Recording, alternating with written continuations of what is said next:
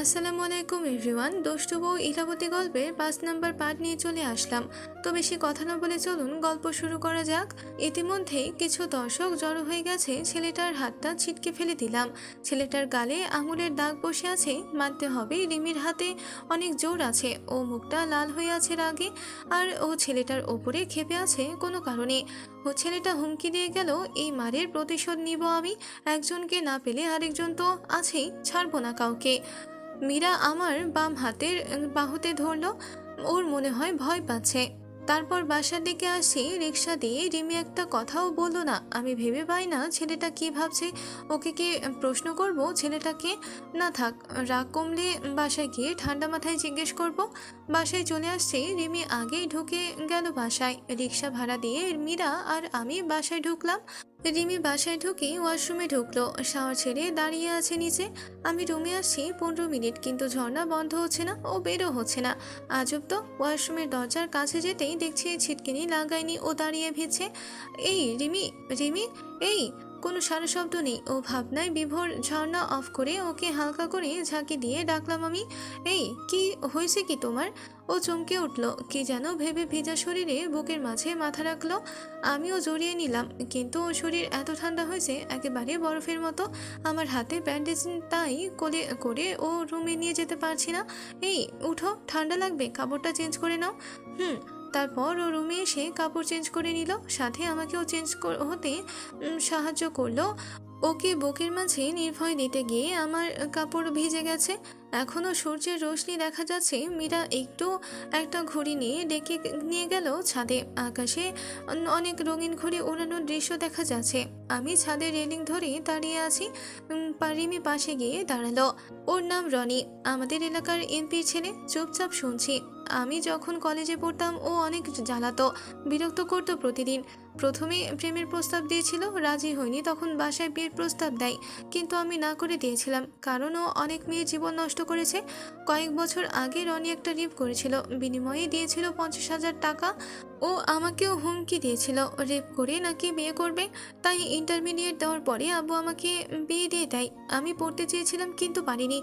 এখন আবার মীরার কথা বলছে, আর ওর চোখের পানি পড়ছে। আমি ওর কাছে টেনে জড়িয়ে নিলাম। আমি ভেবে পাই না, আমরা পৃথিবীর শ্রেষ্ঠ হয়েও আমাদের মনুষ্যত্ব কই? নারীর ইজ্জতের দাম মাত্র 50,000 টাকা। আর নয়তো এই সমাজের বিচারকরা বিয়ে দিয়ে দেয় একজন ধর্ষকের কাছে। কিভাবে তারা বিয়ে দেয়? প্রতিদিন ধর্ষণ করার জন্য লাইসেন্স দিয়ে দেয়। আচ্ছা, কিছু হবে না, ভয় পেও না। রিমি কাঁদছে।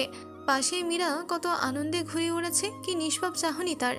আরও কিছুক্ষণ ছাদে থেকে রুমে আসলাম। সন্ধ্যায় সময় রিমি নুডলস বানিয়ে নিয়ে আসলো, আমার প্রিয় খাবার, কিন্তু রিমি চুপচাপ, মনে হয় মন খারাপ করে খাইয়ে দিচ্ছে। আমার ভালোই লাগছে। এই, তুমি খাবে না? খেতে মন যাচ্ছে না। তুমি খাও। খাও না একটু, পরে খাবো। তুমি খাও তো। খাবো না। আচ্ছা খাচ্ছি। ও খাচ্ছে, আমিও খাই। খাওয়ার পরে ও প্লেটটা রেখে এসে হাতের ব্যান্ডেজটা খুলে পাউডার দিয়ে আবারও বেঁধে দিল। তুমি শুয়ে থাকো, আমি রান্নাঘরে যাই, আম্মুর সাথে একটু কাজ করি। হুম। আমার ফোনটা চার্জে দাও তো। আর তোমার ফোনটা কই, দিয়ে যাও। রিমি ওর ফোনটা দিয়ে চলে যাচ্ছে। এই, লক পাল্টাইছো কেন? আমি না, তোমার বোন পাল্টাইছে। তারপর খুলে দিয়ে চলে গেল। আধা শোয়া হয়ে ফোন টিপছি, হঠাৎ করে মেসেজ আসলো। জান, আমার নাম্বার ব্লক করেছো কেন? প্লিজ কথা বলো। আমাকে কষ্ট দিতে কি তোমার ভালো লাগে? এটা দেখে হৃদয়টা ভেঙে চুরমার হয়ে গেল। মেসেজ বক্সে ঢুকবো, ওখানে অ্যাপ দিয়ে লক করা। মনির অজান্তে চোখে পানি চলে আসলো। এতটা বিশ্বাস করি, ওকে এতটা ভালোবাসি, আর ও কি না কিভাবে পারলো এমনটা করতে? তাহলে কি মেয়েদের ছলনা বোঝা বড়? তাই ফোনটা রেখে দিলাম। থাকুক, ও যেহেতু লুকিয়ে রেখেছে, তার প্রকাশ করব কেন? কখনো কখনো সবকিছু জেনেও না জানার ভান করতে হয়। প্রিয় মানুষের অভিনয় দেখার জন্য শুয়ে আছি কপালে হাত দিয়ে। দুলা ভাই আসেন টিভি দেখি। না, যাও তুমি দেখো। ও চলে গেল। কিছুক্ষণ পর রিমি রুমে আসলো। আমার কপালে হাত দেখে হাত দুটো সরিয়ে দিল। কি হয়েছে, এভাবে শুয়ে আছো যে? আমি ওর দিকে তাকিয়ে ভাবছি, কি নিষ্পাপ চেহারা, কিন্তু এর পিছনে রয়েছে এক বিশাল প্রতারণার মুখোশ। এই, না কিছু না, তেমন একটা কথা বললাম না ওর সাথে। রাতে খেয়ে চুপচাপ শুয়ে পড়লাম রিমি পাশে শুয়ে। কি হয়েছে বলবা? না কিছু না। ও বুকে মাথা রাখবে সরিয়ে দিয়ে এপাশ ফিরে শুইলাম। দেখো, ভালো হচ্ছে না কিন্তু। আমি চুপ করে রইলাম। আমি কি কোনো ভুল করেছি? প্লিজ বিরক্ত করো না, ঘুমাবো। ও কাছে কিন্তু আজ আর মন চাচ্ছে না ওর কান্না থামিয়ে বুকে নিতে। ঘুমিয়ে গেলাম। সকালবেলা ও চা নাস্তা নিয়ে আসলো। রিমি বলে উঠলো, এই ওঠো, ফ্রেশ হও, নাস্তা খাবে। উঠে দেখি ও হালকা সাজুগুজু করেছে, কিছু চুল মুখের ওপর এসে আছে। হাত দিয়ে কানের কাছে গুজে দিলাম। চুমু খেতে কাছে গেলাম, ও চোখ বন্ধ করে নিল। তখনই রাতে কথা মনে পড়লো আর ওয়াশরুমে চলে গেলাম। রিমি চোখ খুলে আমাকে দেখতে না পেয়ে ওর চোখে দিয়ে পানি বের হয়ে গেল। মুখ ধুয়ে এসে হাতের ব্যান্ডেজ খুলে ফেললাম। খুলো না, শুকায়নি তো। সামনে থেকে যাও। রিমি পায়ের কাছে বসে হাত দিয়ে কাঁদতে কাঁদতে বলল, প্লিজ আমি আর নিতে পারছি না। কি হয়েছে বলো, না হলে আমাকে মেরে ফেলো, তাও এমন করো না। আমি দূরে সরে দাঁড়িয়ে বললাম, জান কাকে ডাকো? কি বলো? ফোনে কার সাথে কথা বলো? তুমি কি আমাকে সন্দেহ করো? করি না, করছি। মানে তোমার মেসেজ বক্সে পাসওয়ার্ড দাও। ভেবেছিলাম রং নাম্বার, কিন্তু পাসওয়ার্ড দেখে আর কোনো সন্দেহই রইল না। বিশ্বাস করো আমি আর এসব কিছু জানি না, এসব এই মাত্র শুনলাম। থাক, ন্যাকা সাজতে হবে না। তুমি যদি আমাকে বিশ্বাস না করো, মরে যাব কিন্তু। তুমি যে চরিত্রহীন আগে জানতাম না। তখনই ও ঠাস করে আমার গালে থাপ্পড় মারলো। রিমি আমার গায়ে হাত তুললো। রাগে আমার মাথা ফেটে যাচ্ছে। কিছু বললাম না, সোজা হেঁটে রুম থেকে বেরোচ্ছি। প্লিজ যেও না, ভুল হয়েছে, মাফ করে দাও, আমি গায়ে হাত তুলতে চাইনি। ধাক্কা দিয়ে সরিয়ে দিলাম। রিমি দরজার সাথে ধাক্কা খেয়ে কপাল কেটে গেছে। এতক্ষণে আমি বাসার বাইরে চলে আসছি। গাড়ি রেখে হেঁটে চলে আসছি। রিমি পিছন থেকে ডাকছে, ইয়াসিন প্লিজ যেও না। এই দাঁড়াও। কান্না করতে করতে ওই রিমি ডেকে উঠলো আমায়। আমি পিছে না তাকিয়ে রাস্তা পার হয়ে গেলাম। ও ডাকতে ডাকতে রাস্তা পার হচ্ছিল, হঠাৎ একটা ট্রাক এসে ওকে ধাক্কা দিয়ে চলে গেল। করে উঠল রিমি। আমি ওর চিৎকার শুনে পিছে তাকালাম। আমি রিমি বলে ডেকে উঠলাম। গাড়ি চলে গেছে, ও শুধু ওর নিথর দেহটা পড়ে আছে, রক্ত গড়িয়ে পড়ছে। কিছু লোক জড়ো হয়ে গেছে। রিমি আব্বু আম্মু সবাই এসে কান্না শুরু করে দিছে। রিমিকে ওর আপু ধরে রেখেছে। আমি দৌড়ে বাসার ভিতরে গিয়ে দেখি গাড়ি নিয়ে আসলাম। রক্তে আমারও শরীর লাল হয়ে গেছে। সবার চোখে পানি আর ভয়। এখন আমার নিজেকে অনেক বড় অপরাধী মনে হচ্ছে। আমি এমনটা না করলেও পারতাম। হাসপাতালে পৌঁছেই ডাক্তার হাতের পালস চেক করে। ও মাই গড, নার্স কুইকলি ওটিতে নিয়ে যাও, পেশেন্টের অবস্থা অনেক সিরিয়াস। এটা শুনে বুক ধুকধুক করছে। ওর কিছু হবে না তো? আব্বু আম্মুকে দারোয়ান ফোন করে বলেছিল ওনারা আসতেছে। কি হয়েছে ওর? কিভাবে হলো? আম্মু আসতেই আমি আম্মুকে জড়িয়ে ধরলাম। আম্মু সব দোষ আমার জন্য ওর এই অবস্থা হয়েছে। তারপর সব বললাম। সবাই শুনে হতবাক। আমি কেন এমন করলাম, কিন্তু এটা ভাবার সময় না, এখন না। রিমি আব্বু আম্মু, মীরা আর আব্বু আম্মু, ফারিয়া আর আর দুইটা হারামি সবাই ওটির বাইরে দাঁড়িয়ে আছি। 1 ঘন্টা পর ডাক্তার বের হলো।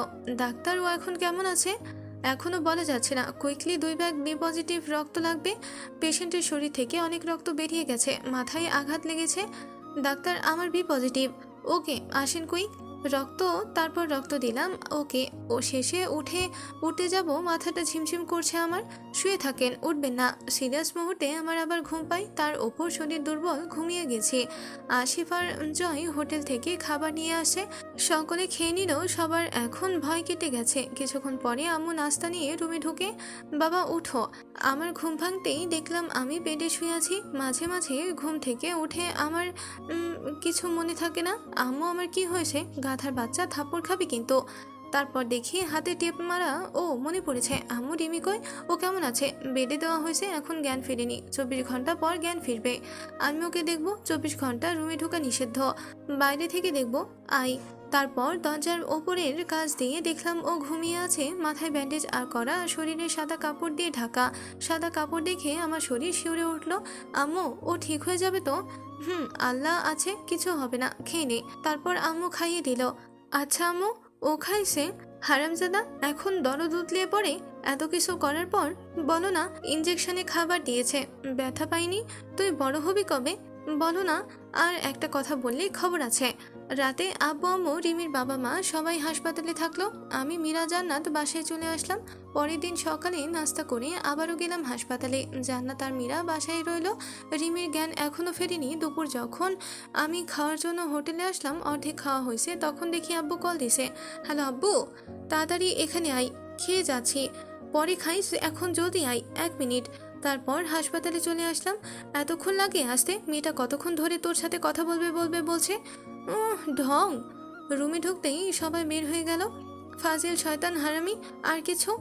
ভেবেছিলাম চোখ বন্ধ করার সময় তোমাকে দেখেছি, খুলেও দেখবো, কিন্তু তুমি হয়েছে ভালোবাসো না? না, মরে গেলে খুশি হবে, তাই তো? একটু পর নার্স খাবার আর ওষুধ নিয়ে আসলো। বাইরে যান, পেশেন্টের খাবার আর ওষুধের সময় হয়েছে। খাবো না। কেন? এখন কি তোমাকে মারবো নাকি নিজেকে মারবো? কেউ খাইয়ে দিলে খাবো। পেশেন্টকে খাইয়ে দিয়ে এই ওষুধগুলো খাইয়ে দিবেন কুইকলি। তারপর বেডের উপর ছোট টেবিলের মতো একটা টুল রেখে খাইয়ে দিলাম। সব বাইরে সবাই খেয়ে নিয়েছে। 13 দিন পর ওকে হাসপাতাল থেকে রিলিজ করে বাসায় আনা হয়েছে। পায়ে ব্যান্ডেজ, হুইল চেয়ারে বসে থাকে। আব্বু ওর ব্যাপারে কোনো অভিযোগ শুনতে চায় না, তাই বাধ্য হয়ে সব করতে হয়। ওপরতলা থেকে নিচতলায় কোলে করে ওঠানামা করতে হয়। অফিসের ডিউটি ছেড়ে বাসা ওর ডিউটি করতে হয়। 3 বেলা খাইয়ে দিতে হয়, কাপড় চেঞ্জ করে দিতে হয়। গোসল করা নিষেধ, তাই তোয়ালে ভিজিয়ে গা মুছে দিতে হয়। এসব করতে করতে বিরক্ত।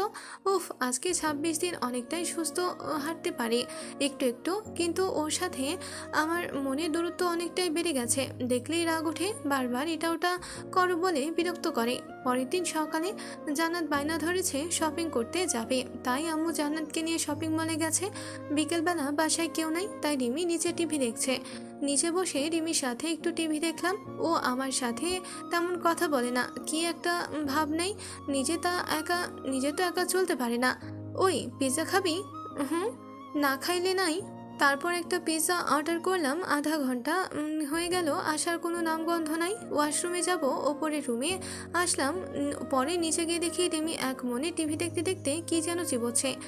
ওর ঠোঁটের ওপরে আর নিচে দেখলাম মিউনিস লেগে আছে। সামনে পিৎজার প্যাকেটটা খোলা পড়ে আছে। আমি কপাল কুঁচকে জিজ্ঞেস করলাম, তুমি আমার পিৎজা খাইছো?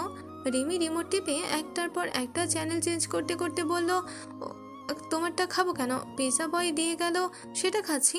উফ, মোচ যাচ্ছে, নিজের চুল নিজে টেনে ছিঁড়ি। আজকের গল্পটি এ পর্যন্তই শেষ হয়ে গেল। পরবর্তী পার্ট পেতে অবশ্যই চ্যানেলটিকে সাবস্ক্রাইব করে রাখবেন। ধন্যবাদ।